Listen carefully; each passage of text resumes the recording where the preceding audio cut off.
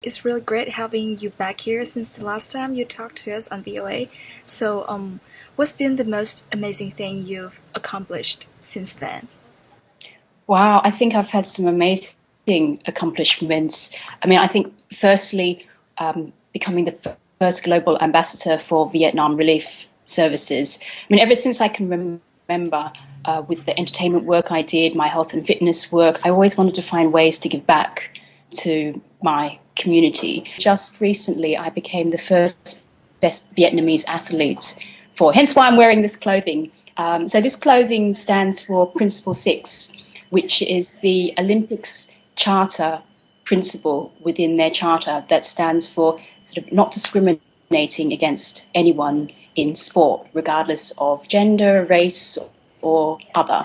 I'll be working with Athlete Ally. They work specifically actually ending homophobia and transphobia in sport and creating equality in sport for everyone. So I'll be looking at working with them on that within the Asian community, within the Vietnamese community, but I'll also be using this flat platform to create equality for HIV children in sport. Also, you mentioned recently that you've been a guest at the White House and at the Vice President's private reception at his home recently. Yes. So, what were those events about?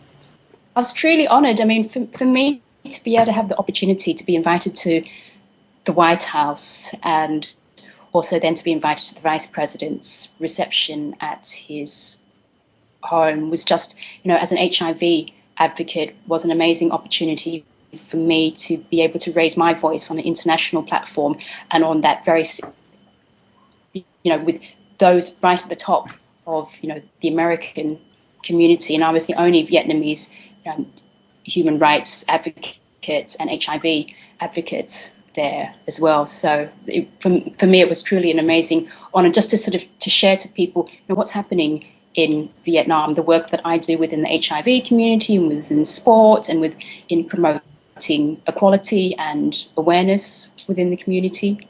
Just a quick question. Can you speak Vietnamese? I'm actually learning, but not enough to have a conversation. I can say very little things, but I won't today because I feel. Uh, so, um, how do you communicate with the HIV people like before? There were lots of people that I work with in Vietnam that don't speak English, and I don't speak enough Vietnamese, and that's kind of what I want to do over the next year is really get more immersed in my own culture by taking more lessons and learning it. But we find a way to communicate the little words that I know.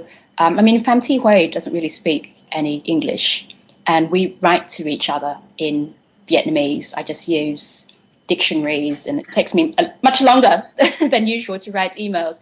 And when we're together, she speaks a little English to me. But,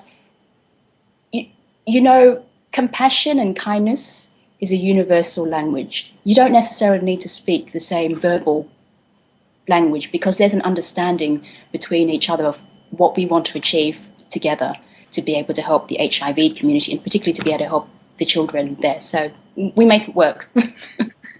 And I do have a team on the ground in Vietnam that speak Vietnamese as well, though. So. At the same time, you're not only an athlete, but also a trainer, an actress, a fashion designer, and an HIV activist. How does it feel doing so many things at the same time? Busy. This is something that I love. When I first started in the industry, I started as a competitive bodybuilder. And then from there, I moved into training people, Olympic athletes and celebrities. And I became a health and fitness author. And I still do a lot of film and television work behind and in front of the camera. But it can become a very selfish industry because it is literally about yourself. And for me, I always wanted to do something for the community. I always wanted to have a charity and raise my voice for those that necessarily couldn't, particularly children who are marginalized in some way. And the entertainment industry gave me that platform and now I try and integrate what I do. So if I'm doing something in the entertainment industry. Like next year, I'm looking at writing more health and fitness books. I hope to donate part of those proceeds back to my charity and other charitable causes. So I try and integrate things so I have a balance between, entertainment work and what I love to do, as well as charitable work and what I love to do there and giving back to the community. But yes, sometimes it can feel very busy.